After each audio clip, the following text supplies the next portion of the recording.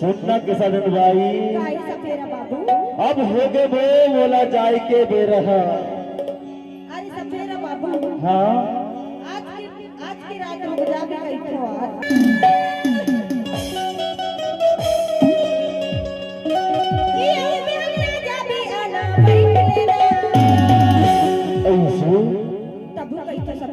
हाँ या ना बैठ लेना गा या ना बैठ लेना गा या ना बैठ लेना गा या ना बैठ लेना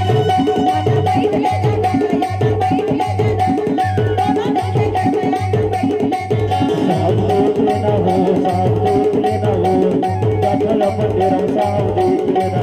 साहब देख लेना हो साहब देख लेना हो जाखल मंदिर साहब देख लेना।